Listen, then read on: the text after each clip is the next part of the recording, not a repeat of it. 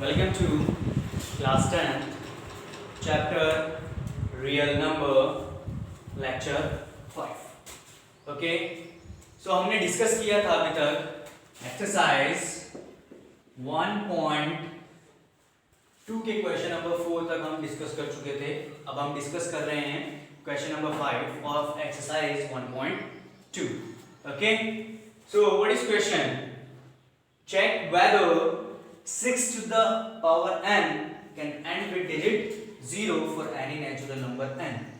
आपको चेक करना है कि 6 to the power n जो है वो एंड होता है किससे? With digit 0. आपको चेक करके दिखाना है।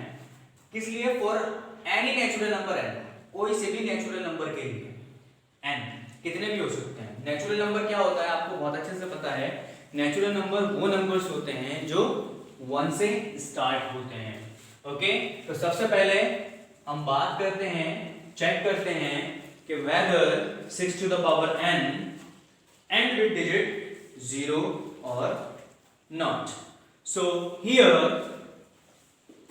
आपको पता है 6 to the power n, it means 6 is the factor of 2 into 3 to the power n. So this will become 2 to the power n, 3 to the power n.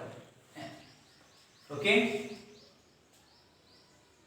and 2 is also the prime factor and 3 is also the prime factor.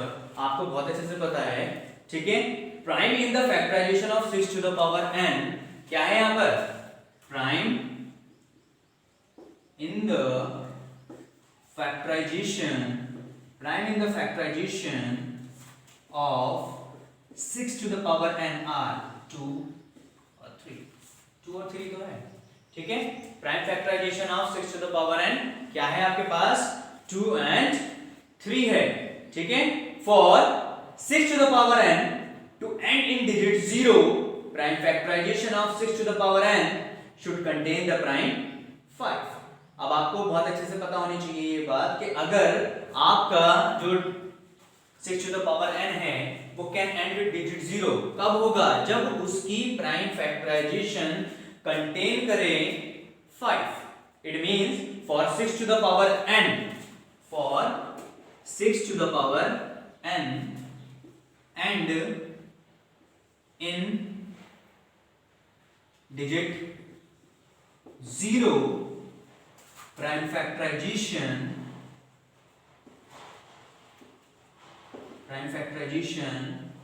of 6 to the power n should contain क्या contain करना चाहिए? should contain the prime 5. should contain the prime 5 को contain करना चाहिए। So there is no natural number, there is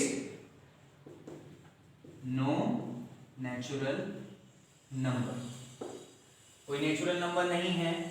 so आप आसानी से इसको कह सकते हैं therefore 6 to the power n can end with digit 0, with digit 0. Okay, फिर से समझ लीजिएगा इस क्वेश्चन को। ये क्वेश्चन काफी इंपॉर्टेंट है, काफी बार एग्जाम में आया भी हुआ है। अच्छा क्वेश्चन है, इंपॉर्टेंट क्वेश्चन है, ठीक है। आपके एग्जाम्पल भी है एनसीईआरटी में 4 टू द पावर n, और भी मिल जाएगा आपको 9 टू द पावर n, ठीक है। आप इनको करके देखिएगा, ठीक है, क्या ये एंड करता है विद डिजिट 0 और नॉट, ठीक है। आप इस क्वेश्चन को दोबारा समझ लीजिएगा। Here 6 to the power n, 6 के factor 2 into 3 that's the power है। अब होल पावर है तो इन सबकी पावर हो गई। तो यहाँ पर क्या है कि prime in the factorization of 6 to the power n क्या है? 2 और 3 तो है, ठीक है। और जब हम बात कर रहे हैं कि आपका 6 to the power n end हो किसके साथ?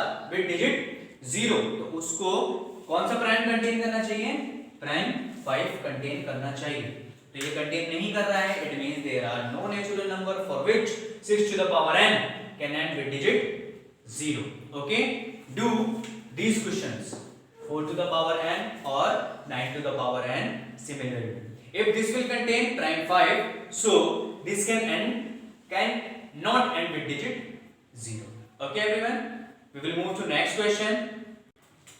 Okay, now this is question number 6. Explain why 7 into 11 into 13 plus 13 and 7, 6, 5, 4, 3, 2, 1 plus 5 are composite number.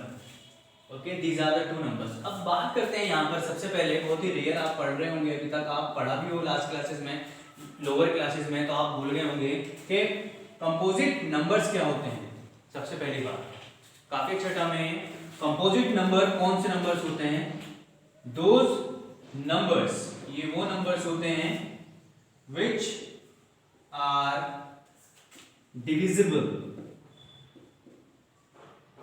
by at least one number. ये वो नंबर होते हैं जो कम से कम एक नंबर से डिविजिबल होने चाहिए, बट शर्त ये है except one and the number itself. One को छोड़कर और खुद को छोड़कर ये नंबर किसी एक नंबर से डिविजिबल होने चाहिए. उन नंबर्स को आप क्या कहते हैं? कंपोजिट नंबर्स कहते हैं. एग्जाम्पल 4 हो गया, 6 हो गया, 9 हो गया, 15 हो गया, dot dot dot. These are the composite numbers. Those numbers which are divisible by at least one number except one and the number itself only. तो आप इस टर्म को याद रखिएगा, ठीक है, कि ये कंपोजिट नंबर एक्चुअली में होता क्या है. सो सबसे पहले हम डिस्कस करते हैं कि explain why this and this are composite number. क्यों ये कंपोजिट नंबर क्यों है? तो सबसे पहले हम डिस्कस करते हैं 7 into 11 into 13 plus 13. अब आपको पता है यहाँ पर क्या कॉमन आ रहा है? 13. आप आराम से कॉमन ले सकते हैं. तो in place of 13 we get 1. Okay, this is 11 7 the 77. This is plus 1. What you will get? You will get 78. What you will do? 13 6 are 78. Do more factor. 2 3 are 6. Okay.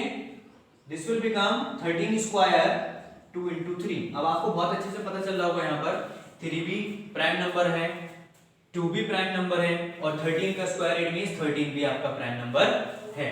तो आप क्या कह सकते हैं? द प्रोडक्ट ऑफ या factorization of number contain more than one prime. जो factorization of number होता है वो क्या करता है? कंटेन करता है मोर देन वन प्राइम. तो देखिए यहाँ पर भी क्या कर रहा है? ये कंटेन कर रहा है मोर देन वन प्राइम. ठीक है, फैक्टराइजेशन ऑफ नंबर, ये नंबर इधर है हमारे पास, तो factorization of numbers contain more than one prime. एक से ज्यादा प्राइम ये क्या कर रहा है? कंटेन कर रहा है. ठीक है, सो आप आसानी से इसको कह सकते हैं, so the number is composite. ये नंबर कंपोजिट क्यों है? क्योंकि इसकी फैक्टराइजेशन जो है वो एक से ज्यादा प्राइम नंबर को कंटेन कर रही है. तो इसलिए आप इस एक्सप्रेशन को क्या बोल सकते हैं कि ये नंबर जो है आपका ये कंपोजिट नंबर है. Okay, we will move further. अब आप इसकी तरफ चलेंगे तो हम डिस्कस करते हैं दूसरी चीज. ये तो हमारा फर्स्ट पार्ट हो गया था इसका. Here this is the second part of that. 7 into 6 into 5 into 4 into 3 into 2 into 1 plus 5. अब देखिएगा यहाँ पर आपको क्या नजर आ रहा है? 5 आ रहा है कॉमन. ये भी 5 ये भी 5, तो 5 कॉमन ले लीजिएगा. 7 into 6 into 4 into 3 into 2 into 1. यहाँ पर क्या रहेगा? in place of 5 that will become 1. अब जब आप इसकी मल्टीपल इससे करेंगे, इससे करेंगे, इससे करेंगे, इससे करेंगे, so you will get value of 1008. this one. Do calculation, आपको यही मिलेगा. आप इसको ऐड कर देंगे, ये मिल जाएगा. ठीक है, so the product of two number. अब देखिए अगर मैं इनकी प्रोडक्ट करूं तो मेरे को प्राइम नहीं मिलेगा. So therefore product of two number, ये तो प्रोडक्ट ऑफ टू नंबर है, वहां पर मोर देन 2 था. ठीक है, तो product of two number it is not a prime. ये कोई प्राइम नंबर नहीं है. But 7 into 6 into 5 into 4 into 3 into 2 into 1 plus 5 are composite number. Composite number ही हैं।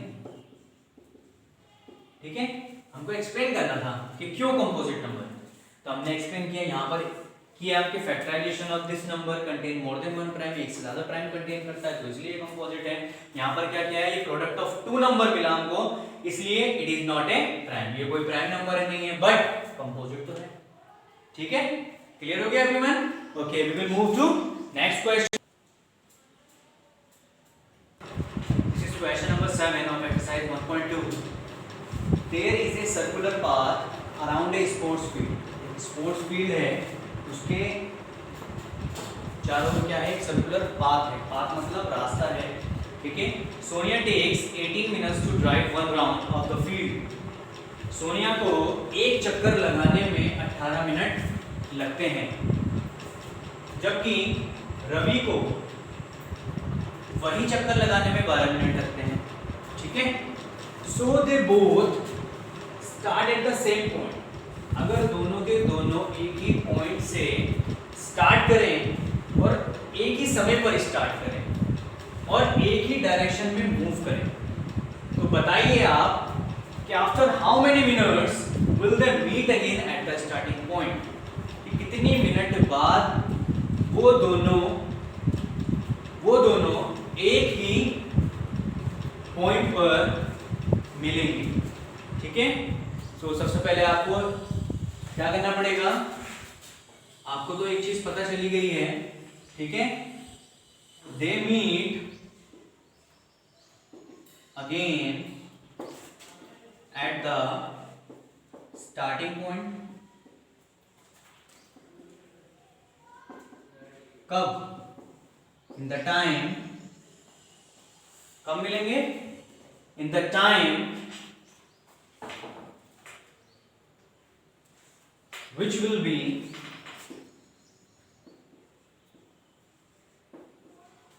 equal to the LCM of 18 and 12. Okay, circular path है ground के चारों ओर। सोनिया एक चक्कर 18 मिनट में लगाती है और रवि 12 मिनट में लगाते हैं, और अगर उन दोनों को एक ही पॉइंट पर खड़ा कर दिया जाए और सेम टाइम दिया जाए और सेम डायरेक्शन में मूव कराया जाए, तो बताइए कि कितना समय लगेगा कि वो उस ही पॉइंट पर दोबारा पहुंच जाए। तो आप क्या करेंगे, उन दोनों का क्या निकाल देंगे, टाइमिंग का एलसीएम कैलकुलेट कर लेंगे। तो 18, 2 2 जा 4, या 2 3 जा 6, 6 3 जा 18, ओके। 12, 2 2 जा 4, 4 3 जा 12, ओके। अब क्या निकालते हैं आप, एलसीएम। एलसीएम में क्या होता है, सबसे पहले दो कॉमन चीजें ले लेते हैं।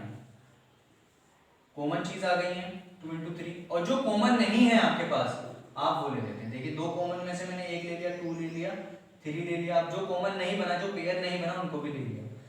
मल्टीप्लाई कर देते हैं, 2 3 जा 6, 6 2 12, 12 3 जा 36। तो 36 मिनट्स में ये कहां आकर मिलेंगे, eight the starting point.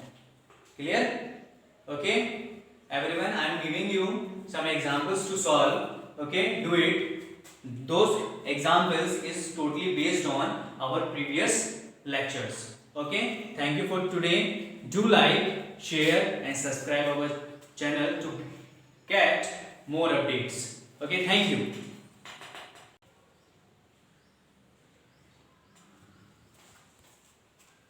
Okay everyone, these are the 3 examples of your NCERT which is totally based on our previous lectures.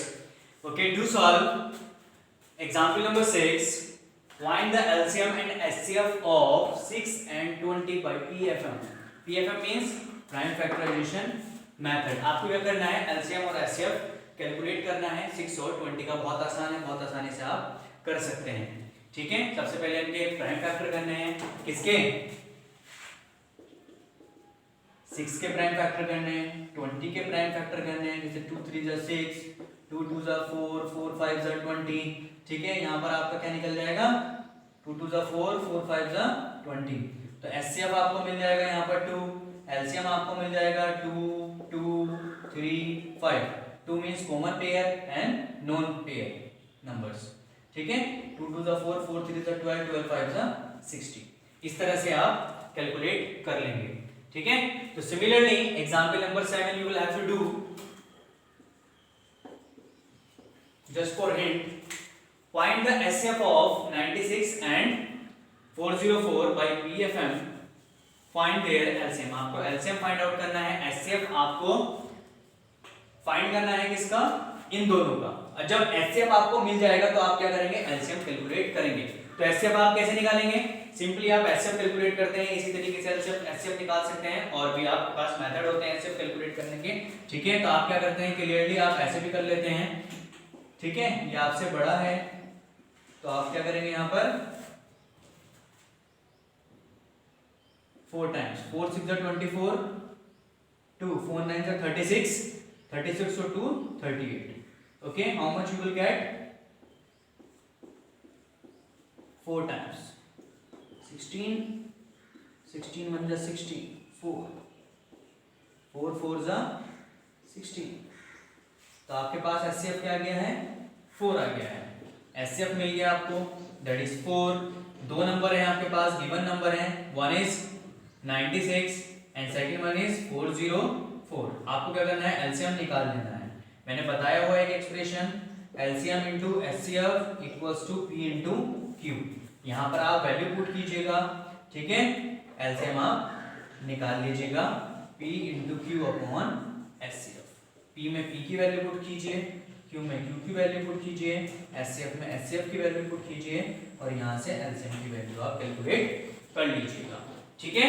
You will have to do this, okay. Now come to the example number 8, find HCF and LCM of. अब आपको 3 number का HCF भी निकालना है और LCM भी निकालना है यूजिंग PFM। सिमिलरली आपको ऐसे ही करना है, ठीक है, ओके एवरीवन।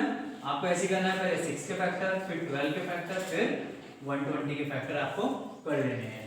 लाइक 2 इंटू 3 2 4 4 3 जा 12, 2 2 जा 4 4 2 जा 8, आई थिंक 2 2 जा 4, और आफ्टर 4 4 3 जा 12 एंड 12 2 जा 24 and 24 5 जा 120। क्लियर। अब देख लीजिएगा यहाँ पर HCF क्या आएगा आपका, common pairs, okay, common pairs. ये आपके क्या आ गए हैं, these are the common pairs। तो HCF आपका मिल गया है, LCM आप कैलकुलेट कर लीजिएगा। जो कॉमन पेयर्स हैं वो तो आएंगे, और जो नॉन कॉमन पेयर्स हैं वो भी आएंगे। इनकी मल्टीप्लाई कर लीजिएगा, जो भी आएगा वो आपका क्या होगा, LCM होगा, ठीक है। Do it very carefully, okay everyone. Do practice again and again, clear.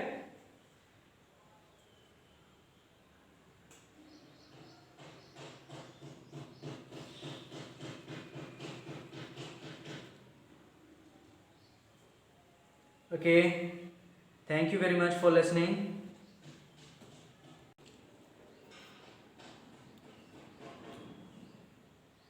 Okay everyone, thank you. Do like, share and subscribe our channel to get more and more updates. Thank you.